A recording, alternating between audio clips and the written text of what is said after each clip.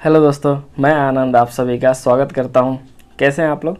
उम्मीद करता हूं अच्छे होंगे और अच्छे से आप लोग की तैयारी जो है चल रही होगी। तो दोस्तों, जैसा कि आप सभी जान रहे हैं कि ईएसआई मेंस के बारे में जो बता दिया गया है कि उसका एग्ज़ाम जो है अब होने ही वाला है। तो इसके बाद जो है अब दरोगा जो अब पीटी होगा उसी पे बीपीएसएससी का मुख्य फोकस अब उसी एग्ज़ाम पे होगा। तो उम्मीद यही कीजिए कि आप लोग का एग्ज़ाम भी जो है अब जल्द ही हो जाएगा। ठीक है, तो दोस्तों आज मैं बात करूंगा आप लोगों के बहुत सारे लोगों के कमेंट थे कि मैथ को जो है मैथ के लगभग 5 क्वेश्चन पीटी में आते हैं और फिर मेंस में तो इससे जो है बहुत सारे क्वेश्चन रहते ही हैं। तो इसको जो है कैसे कवर किया जाए, ठीक है।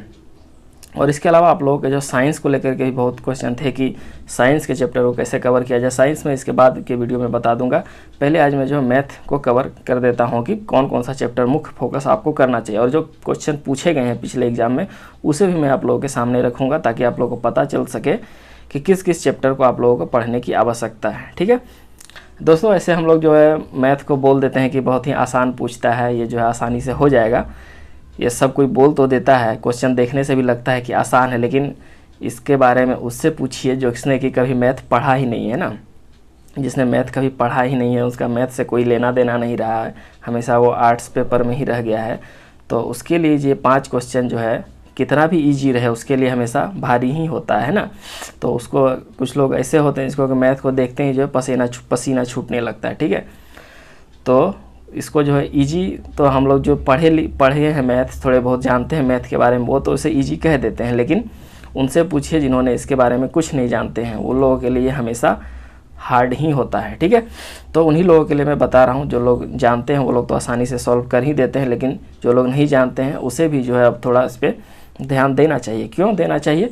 क्योंकि आप पीटी तो इसे छोड़ करके निकाल सकते हैं ना, 5 क्वेश्चन अगर छोड़ भी दें तो पीटी आपका जो है निकल जाएगा, लेकिन मेंस में जो है इसके बिना संभव नहीं है ना।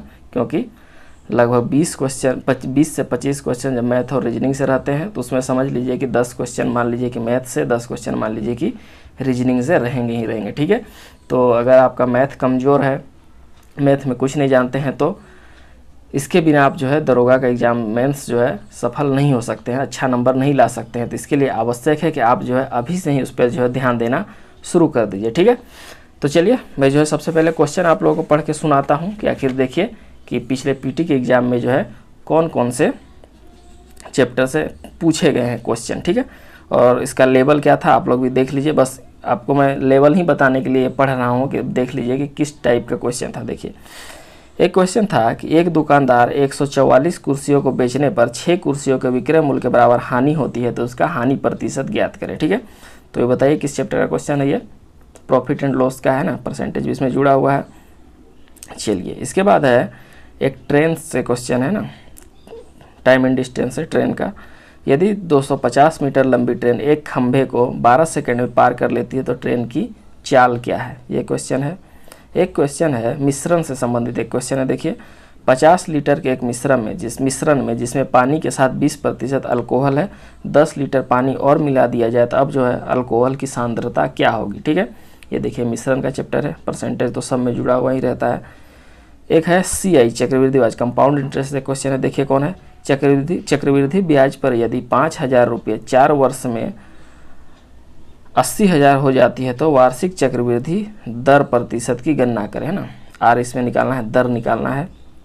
इसके बाद एक है बट्टा से संबंधित क्वेश्चन है। ठीक है, एक टेलीविज़न अंकित मूल्य इसके क्रय मूल्य से 20% यदि अधिक है, यदि अंकित मूल्य पर 10% छूट दी जाए तो लाभ प्रतिशत निकालें, है ना। बट्टा से संबंधित है और लाभ भी इसमें जुड़ा हुआ है, तो प्रॉफिट एंड लॉस का भी क्वेश्चन है। एक क्वेश्चन जो है टाइम एंड वर्क से है, मजदूर वाला। ए किसी काम को 16 घंटा में, बी किसी कार्य को 20 घंटा में और सी किसी कार्य को 24 घंटा में करता है, तो तीनों मिलकर कार्य को कितने समय में करेंगे, और उसमें जो है रुपयों का बंटवारा भी करना था। ठीक है, तो ये क्वेश्चन है।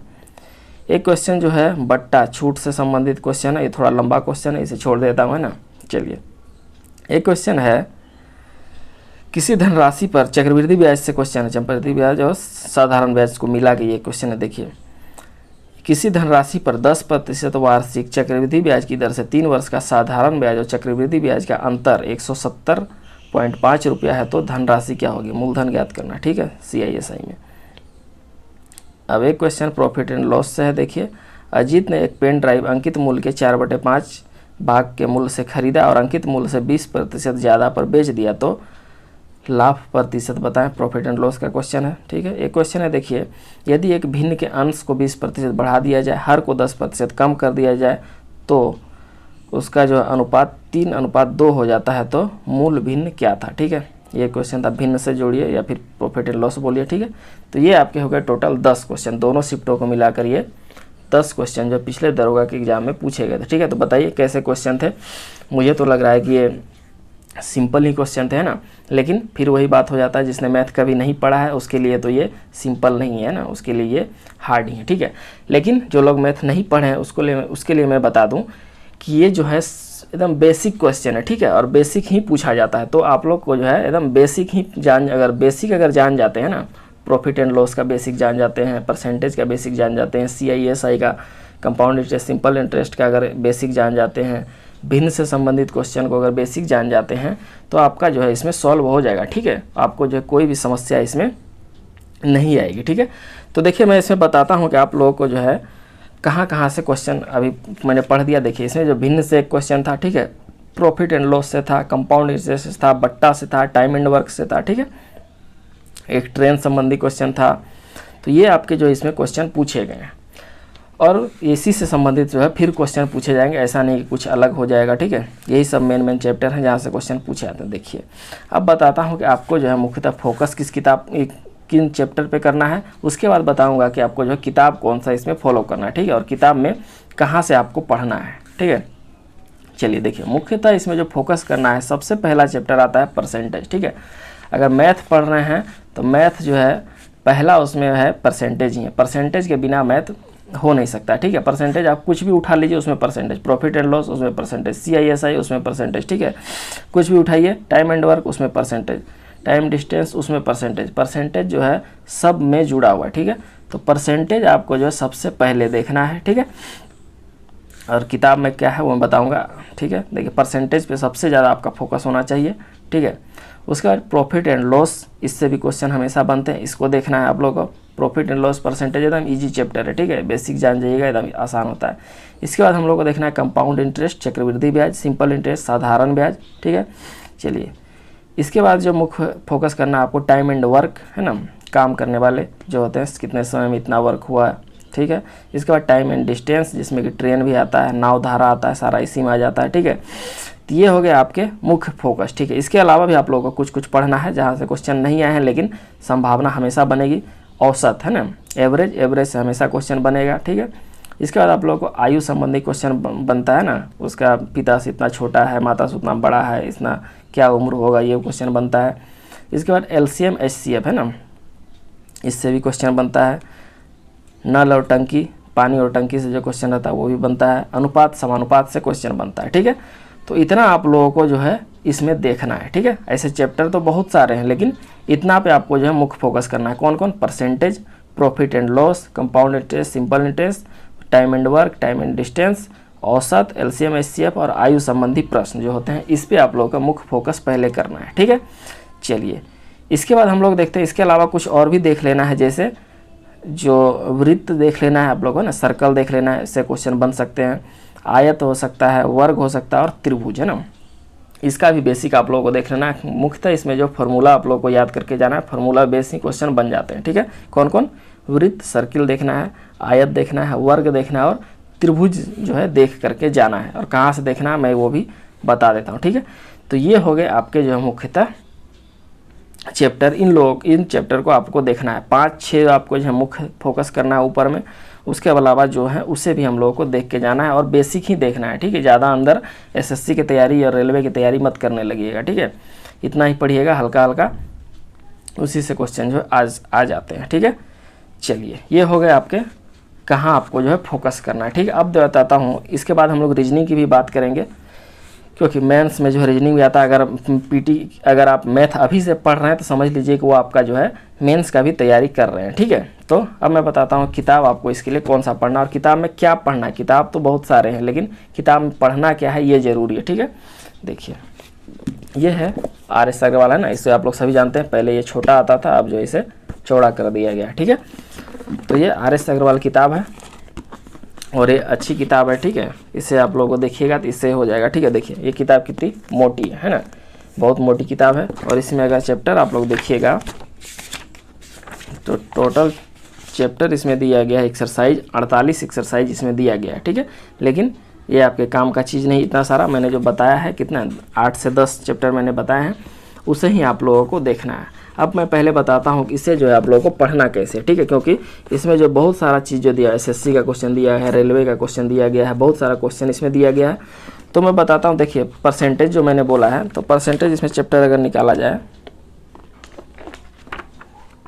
देखिए ये है परसेंटेज चैप्टर है ना, प्रतिशत से। देखिए इसका जो आप लोगों को पहले क्वेश्चन पे नहीं जाना है। अगर आपका बेस ठीक है तब तो उस आपको तो बताने की ज़रूरत ही नहीं है, आप तो समझ ही रहे हैं, आप लोग बना ही लीजिएगा। लेकिन जो लोग नहीं जानते हैं मैथ के बारे में, उसके लिए मैं बताता हूँ। देखिए इसमें आप लोगों को सबसे पहले जो क्वेश्चन पे नहीं टूट पड़ना है कि कहाँ कहाँ क्वेश्चन पूछा गया, वो नहीं पढ़ना है। देखिए इसमें जो है थोड़ा जो बातें जो बताई गई है बेसिक, इसे आप लोगों को देखना है, कैसे परसेंटेज बदलना होता है, कैसे परसेंटेज को सिंपल में बदलना होता है, ठीक है।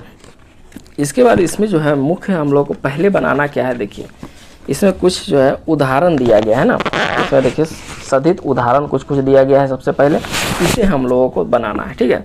इसमें जो है उदाहरण जो है टाइप वाइज दिया गया है, इस टाइप का क्वेश्चन, इस टाइप का क्वेश्चन इसमें दिया गया है, ठीक है। और ये उदाहरण देखा जाए तो कितने उदाहरण दिए गए, 27 उदाहरण दिए गए हैं ना। एग्जाम्पल जो दिए गए हैं 27 एग्जाम्पल दिए गए हैं टोटल। देखिए यहाँ 27 एग्जाम्पल दिया गया है। तो पहले हम लोगों को जो इस एग्जाम्पल को ही बनाना है, ठीक है। एग्जाम्पल आपको बनाने से क्या होगा कि ये जो है अलग अलग कितने कितने टाइप के क्वेश्चन होते हैं, सारों को इसमें जो है कवर किया गया, ठीक है। देखिए यहाँ छोटा से लेकर के और बड़ा तक भी जो है सारा क्वेश्चन का अलग अलग टाइप इसमें बताया गया, ठीक है।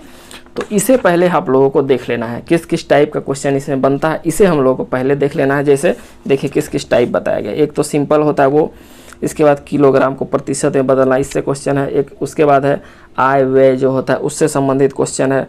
इसके बाद है ए की आय 20% बढ़ जाती है, भिन्न वाला प्रतिशत, वो क्वेश्चन है।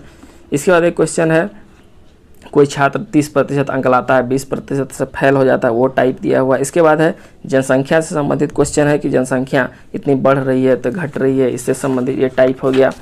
एक टाइप है चुनाव के उम्मीदवार से संबंधित है, एक उम्मीदवार जीत जाता है, हार जाता है, ये क्वेश्चन, ये टाइप दिया गया है। इसके अलावा दिया गया है चीनी के मूल्य में इतना वृद्धि किया जाए, घटा दिया जाए, ये एक दिया गया है। इसके अलावा दिया गया आयत की लंबाई में वृद्धि किया जाए, चौड़ाई में कमी कर दिया जाए, ये एक अलग टाइप होता है, ये दिया गया है, ठीक है। उसके बाद नमक के घोल में 5% नमक है, ये टाइप हो गया, ठीक है। तो इसमें जो सारे टाइप लगभग पहले जो इसके एग्जाम्पल हैं, उदाहरण है, इसमें टाइप को कवर किया गया, ठीक है। तो इसीलिए मैं पहले बोल रहा हूँ कि इसका जो एग्जाम्पल है इसे पहले आप लोग देखिएगा, ठीक है। और यहाँ देखने से आपको अगर समझ में नहीं आता है ना, अगर आपका बेस कमज़ोर है तो स्वाभाविक है कि इसमें देखने से समझ में नहीं आएगा। तो आपको जो है कोई भी यूट्यूब चैनल पे जाना है, वहाँ पे जो आप लोग को आर.एस. अग्रवाल अगर परसेंटेज सर्च कीजिएगा तो वहाँ पे आ जाएगा, ठीक है। वहाँ से आप लोग जो इसके बेसिक को समझ लीजिएगा, जो जो बताया गया वो देख लीजिएगा, तो आपको जो वहाँ समझ में आ जाएगा। लेकिन आपका थोड़ा सा भी अगर बेस अच्छा है तो यहाँ से भी आप लोग समझ सकते हैं, ठीक है। तो ऐसे आप लोगों को पहले बनाना है। फिर सबसे पहले इसके एग्जाम्पल को बनाना है जो 27 दिया गया है। इसके बाद जो हम लोगों को क्वेश्चन पे आना है, ठीक है। क्वेश्चन इसमें बहुत सारे दिए गए हैं, आपके जो है प्रैक्टिस के लिए भी अच्छा हो जाएगा, ठीक है। तो इस टाइप से आपको जो है सारे सब्जेक्ट सारे चैप्टर को कर लेना है ना। और मुख्य फोकस वही percentage, profit and loss, SI, इन सब पे जो है मुख्य फोकस करना है, ठीक है। तो मैंने बता दिया कि कैसे पढ़ना है। पहले आप लोगों को सीधा क्वेश्चन पे नहीं आना है, पहले आपका जो एग्जाम्पल दिया गया है 27-28 जो भी, उसे देखना है। एग्जाम्पल बनाने से फ़ायदा क्या होगा, वो जो है अलग अलग टाइप दिया है, इस टाइप का क्वेश्चन, इस टाइप का क्वेश्चन, इस टाइप का क्वेश्चन, ठीक है। तो चलिए ये हो गया आपका जो है मैथ संबंधी बात है कि मैथ में आप लोगों को पढ़ना क्या क्या है, और किताब ये पढ़ना है, ठीक है। इसके अलावा आप गूगल का भी उपयोग इसके अलावा आप लोग यूट्यूब का भी उपयोग कर सकते हैं। कोई भी टीचर का बेसिक से देखिएगा, इसमें ज़्यादा अंदर मत घुसिएगा, ठीक है, नहीं तो फिर आपका GK GS उधर छूट जाएगा। चलिए ये हो गया आपके मैथ की बातें, ठीक है। अब हम लोग बात कर लेते हैं रीजनिंग की बात।